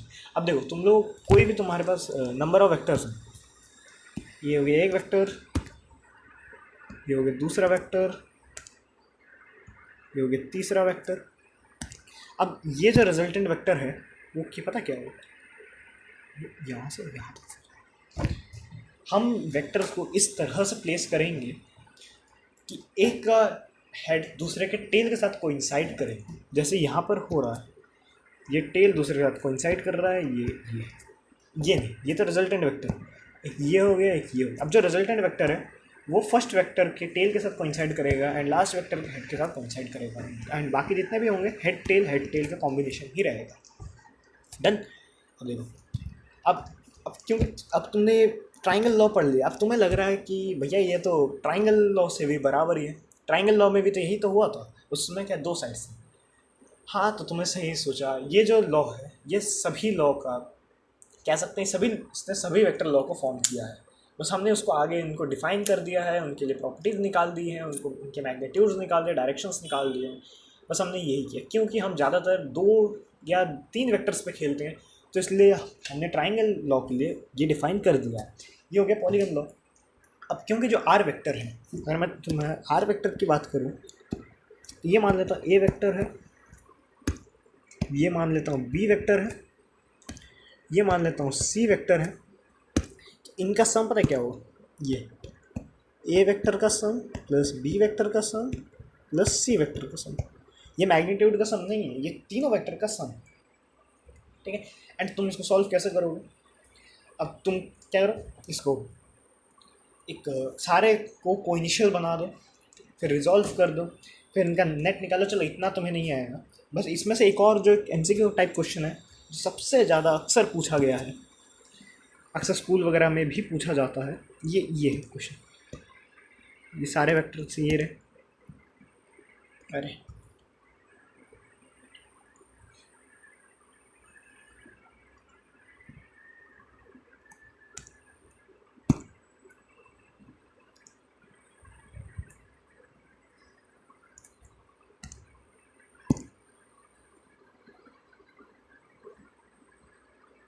ये ठीक है।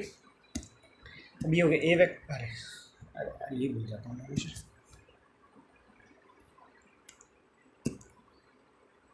ये ए वेक्टर, ये गया B vector, C vector, D vector and E vector. ठीक है भैया। अब जहाँ पे ये क्लोज पॉलीगन आ गया ना, ये देखो क्लोज पॉलीगन, यहाँ से तुम कहीं वेक्टर नहीं बना सकते हो। अगर मैं कह देता हूँ ये हमारे पास इनिशियल वेक्टर है, ठीक है, तो जाते जाते ये हमारे पास फाइनल वेक्टर है, तो इन दोनों के बीच का गैप तो है नहीं, तो रिजल्टेंट वेक्टर तुम ये कह सकते हो कि जो हमारे पास रिजल्टेंट वेक्टर होगा जो आर रिजल्टेंट होगा, अरे मिस्टर इंडिया का करें, जो रिजल्टेंट वेक्टर होगा वो 0 के बराबर होगा, ये भी ठीक है। अब क्योंकि मैंने तुम्हें यहाँ पे ऑलरेडी बता रखा है, जो रिजल्टेंट वेक्टर होता है हमारे पास वो सारे वेक्टर्स का सम होता है, ये तो तुम लोग जानते हो अच्छी तरह से। तो इसका मतलब ये है A vector plus B vector plus C vector plus D vector plus E vector, इनका सम भी 0 होगा, क्योंकि ये दोनों तो इसके बराबर ही हैं, आपस में बराबर ही तो हैं, तो इनका सम 0 हो गया। तो इसका मतलब मैं कंक्लूजन के लिए क्या पॉइंट बता सकता हूँ, अगर तुम्हारे पास क्लोज्ड पॉलीगन आता है,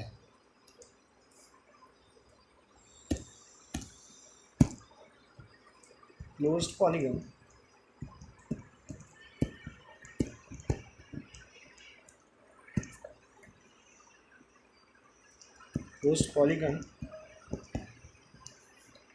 sum of vector is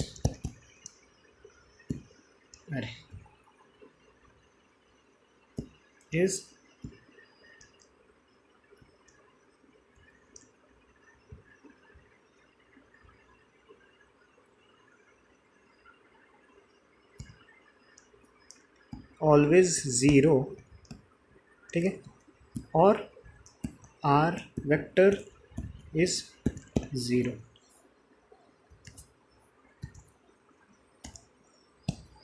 are vector is 0, done. बस ये चीज़ तुम लोग दिमाग में बिठा लेना, पॉलीगन लॉ से यही मेन चीज़ आएगी जो पूछी जा सकती है। एंड इसके बाद हमारे पास एक और टॉपिक है subtractions of the vector. Vector को हम सब्सट्रैक्ट किस बेसिस पे करते हैं। अब देखो, तो मैं एडिशन ऑफ द वेक्टर बोल दिया, अब हम बात करेंगे सब्सट्रैक्शन ऑफ द वेक्टर्स, कि वेक्टर्स को हम सब्सट्रैक्ट कैसे करेंगे। ठीक है, अब देखो भैया, हम एक वेक्टर ये पकड़ लेंगे एंड बोल देते हैं हमारे पास जो है दूसरा वेक्टर इस तरह से, वो इनका मैं नामकरण कर देता हूँ, ये हो गया ए वेक्टर, ये हो गया बी वेक्टर। ठीक है भैया, सब सही है, आगे चले। अब मैं कह देता हूँ जो इनका रिजल्टेंट वेक्टर है ये आर वेक्टर होगा। तो R vector is equal to A vector plus B vector, यही तो हुआ आर वेक्टर, ये वेक्टर का सम है भैया, ये तो मैग्नीट्यूड के साथ कंफ्यूज मत हो। अब इसी तरह से अगर मैं कह देता हूँ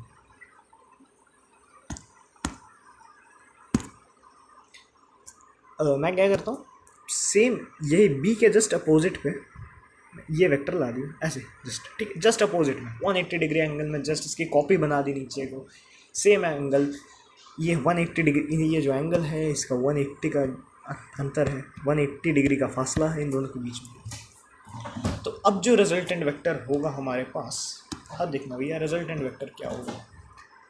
अब जो ये रिजल्टेंट वेक्टर है, अब बताओ गेस करो क्या होगा।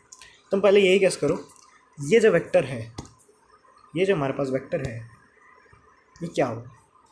अब क्योंकि मैं कह रहा हूँ बी वेक्टर का मिरर इमेज है, तो ये क्यों ना माइनस बी वेक्टर नहीं हो सकता क्या? हो सकता है, नहीं हो सकता, बताइए। माइनस बी वेक्टर हो सकता है, ठीक है। अब देखो, अब तुम्हें क्लियर नहीं होता है तो मैं ऐसे तुम्हें बता देता हूँ ये, ठीक है। अब सोचो यहाँ पे एक पॉइंट मैं मान लेता हूँ, एक पॉइंट यहाँ मार्क कर लिया, मैं यहाँ से जा रहा हूँ, मैं पॉजिटिव डायरेक्शन में जा रहा हूँ। अब सोचो मैं वही यहाँ से जाऊँगा तो नेगेटिव डायरेक्शन में जाएगा, ठीक है, समझे। अब ये पॉइंट के रिस्पेक्ट में अगर इसी पॉइंट के रिस्पेक्ट में अगर ये बंदा इधर को जाता है तो ये पॉजिटिव डायरेक्शन, ये नेगेटिव डायरेक्शन, इसके रिस्पेक्ट, इस चीज़ के रिस्पेक्ट में अगर मैं इधर को जाऊँगा तो इसका नेगेटिव डायरेक्शन हो गया, और मैं सेम मैग्नीट्यूड जाऊँगा तो ये चीज़ का माइनस बी वेक्टर चलेगा इधर को, ठीक है। अब देखो, अब वही अगर मैं इसको आर डैश मान लेता हूँ, आर डैश वेक्टर, तो आर डैश वेक्टर ये क्या होगा, A vector plus minus B vector हो सकता है। ये माइनस बी वेक्टर है, ये क्या है हमारे पास, ये हमारे पास माइनस बी वेक्टर, तो ये माइनस बी वेक्टर हो सकता है। तो R vector as a result, R vector अगर मैं ब्रैकेट खोल दूंगा तो क्या आएगा, A vector minus B vector, ये हो गया सब्सट्रैक्शन ऑफ द वेक्टर। अब अगर तुम्हें ऐसा ही पूछा जाए तो तुम क्या करोगे, तो इनिशियली अगर तुम्हें बोल दिया जाए कि subtraction of the vector find करो, ठीक है, सब्ट्रैक्ट द वेक्टर, तो तुम पता क्या करना, तुम्हें सबसे पहले ये सोचना कि सबसे पहले तुम बी वेक्टर को मान के सोचना कि हाँ वही ये पॉजिटिव है। जैसे तुम इसकी वैल्यू निकाल लोगे, इसको माइनस में रख के चल देना, ठीक है। अब मैं तुम्हें इसमें एक सब्सट्रैक्शन, मैं सेम ट्राइंगल लॉ का ही यूज़ करके तुम्हें डायरेक्ट बता देता हूँ, तुम अगर चाहो तो इसको यूज़ कर सकते हो, ठीक है, नहीं तो तुम डिराइव भी कर सकते हो अगर तुम्हारा मन हुआ तो। मैं अभी डिराइव करूँगा, वीडियो काफ़ी लंबी हो जाएगी और तुम्हें इंटरेस्ट भी नहीं रहेगा देखने में, ठीक है। अब देखो ट्राइंगल लॉ हमारे पास क्या है, root under A square plus B square plus 2ab cos theta, ठीक है भैया, बिल्कुल सही है। ओके, अब देखिए आप कलर चेंज कर लेंगे, ए वेक्टर बी वेक्टर। अब देखो यहाँ से एक चीज़ देख लो, ये जो है एक्चुअली माइनस क्या हो रहा है, चेंज क्या हो रहा है, मैग्नीट्यूड तो सेम है, मैग्नीट्यूड माइनस हो नहीं रहा, तो माइनस क्या हो रहा है, एंगल, एंगल के कारण हम इस वेक्टर को माइनस कह रहे हैं, इसका जस्ट अपोजिट वेक्टर तो माइनस ही है इसका। फिर मैं कह रहा हूँ इसका मैग्नीट्यूड पे कोई अंतर नहीं आ रहा है, अंतर आ रहा है तो सिर्फ ये 180 डिग्री के एंगल्स में, मतलब ये जस्ट इसका रिवर्स हो रहा है। ये अगर ऐसा है, अगर ये इस तरह से है तो ये इस तरह से है, मैग्नीट्यूड इन दोनों का सेम है, ठीक है। अब वैसे ही देखो, अब चलो इसमें और बता देते हैं तुमको, चलो तुम्हें और समझ आ जाएगा थोड़ा बहुत, होप सो, ठीक है। अब ये हो गया, ये तो हो गया थीटा, ये बी वेक्टर, ये ए वेक्टर थीटा। अब जैसे ये नीचे को आ रहा, थोड़ा लेंथ बड़ा हो गया, मैनेज कर लेना है, ठीक है। तो ये जो है ये क्या है, 180 को हम क्या लिख सकते हैं, पाई भी लिख सकते हैं, ठीक है। तो तुम अभी 180 माइनस थीटा लिख देता हूँ, minus theta, okay, straight line 180 minus theta, ठीक है भैया।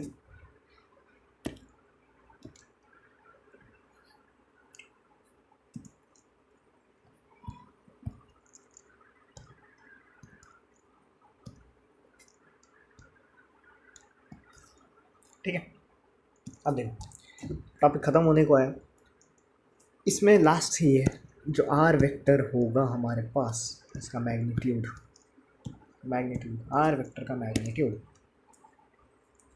अरे चल क्या रहा है ये इतनी लंबे लंबे कहाँ चलने लगा भाई, अरे लंबे कदम है यार इसके, जस्ट किडिंग, देखो ठीक है। अब इसके बाद मैं सेम वैल्यू यहाँ पे पुट कर देता हूँ, कॉस थीटा, हमारे पास अभी थीटा क्या होगा बताओ, थीटा हो गया हमारे पास ये 180 माइनस थीटा, ये थीटा है हमारे पास, मतलब एंगल है ना, ये दो vectors A vector and B vector के बीच का एंगल क्या है, 180 माइनस थीटा। चलिए तो इसके बाद मैं सेम यही रख देता हूँ, ये अरे तो ये क्या हो गया, A square plus B square plus 2ab cos 180 minus theta, 180 degree minus theta.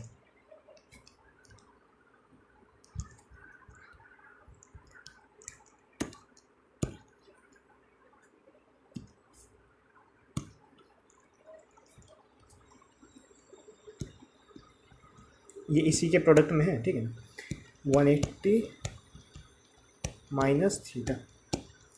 अब 180 माइनस थीटा क्या होगा, तुम कोऑर्डिनेट एक्सिस पे जाओ, सीधा कोऑर्डिनेट प्लेन में जाओ, अभी थीटा है 180 माइनस थीटा, कौन से क्वाड्रेंट में है, सेकंड क्वाड्रेंट पे है, ठीक है। सेकंड क्वाड्रेंट पे थीटा की वैल्यू, सॉरी थीटा की वैल्यू नहीं, कॉस थीटा की वैल्यू क्या होती है, नेगेटिव होती है, ठीक है। फर्स्ट में सभी की वैल्यू पॉजिटिव होती है, सेकंड में सिर्फ साइन की वैल्यू पॉजिटिव रहती है, साइन थीटा की वैल्यू पॉजिटिव रहती है, थर्ड में टैन थीटा की, एंड फोर्थ में कॉस थीटा की। सो सेकंड में हमारे पास किसकी वैल्यू पॉजिटिव रही? सेकंड में हमारे पास पॉजिटिव हुई साइन थीटा की वैल्यू, तो कॉस थीटा हमारे पास क्या हो जाएगा? नेगेटिव हो जाएगा। तो हिसाब से कॉस 180 माइनस थीटा क्या नेगेटिव आएगा। चलिए, तो ये एंड तो इसका रिजल्ट क्या आया हमारे पास भाइयों? 2ab cos theta, cos theta, 2ab cos theta. आप समझ रहे हो मतलब पहले क्या अंतर था और अब क्या अंतर आ रहा है? समझ चुके हो तुम? पहले का अंतर और अभी का अंतर क्या है? जस्ट जब पॉजिटिव रहेगा, जब तुम्हारे पास पॉजिटिव रहेगा, सिर्फ जब दोनों वेक्टर का सम होगा इधर प्लस जोड़ देना, जब नहीं होगा तो इधर माइनस रख देना, बस एक प्लस आया, तुम एक फॉर्मूला याद कर लोगे, दूसरा अपने आप याद हो जाएगा। ठीक है। सिमिलरली अगर मैं इनके लिए एंगल डिफाइन कर लूँ, tan थीटा,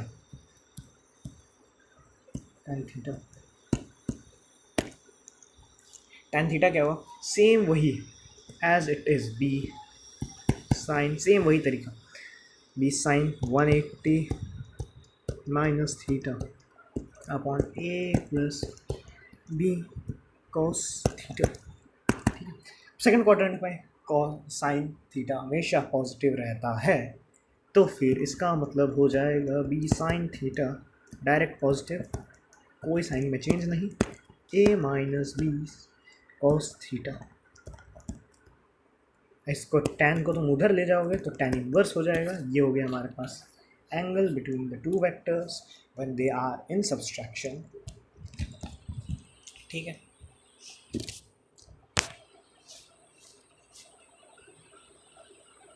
ये हो गया हमारे पास पूरा वेक्टर्स का चैप्टर तो नहीं है, ये वेक्टर्स का पार्ट है मोशन इन प्लेन का। ये वेक्टर्स मैं तुम्हें बताऊँ फिजिक्स का मोस्ट इंपॉर्टेंट पार्ट है। ये हर चैप्टर में वेक्टर्स है, फर्स्ट चैप्टर को छोड़ के हर एक चैप्टर में तुम्हें वेक्टर्स मिलेगा। एंड ये एक टॉपिक है जो कह सकते हैं 11-12 की फिज़िक्स का बेसिक्स है। ठीक है। तो दिस इज़ ऑल, आज के लिए इतना ही। कितना मोटा है? ठीक है। So at last, thanks for watching. Thank you अपना टाइम देने के लिए। समझ आया तो बहुत बढ़िया बात है। हो सके तो लाइक कर देना, चैनल को सब्सक्राइब कर देना। अगर कोई भी डाउट हो कमेंट सेक्शन तुम लोगों के लिए भरना। तुम लोगों से कमेंट सेक्शन बनता है, प्लीज़ कमेंट। कोई सजेशन है प्लीज़ कमेंट। दैट्स इट, आज के लिए इतना ही। जय हिंद, जय भारत।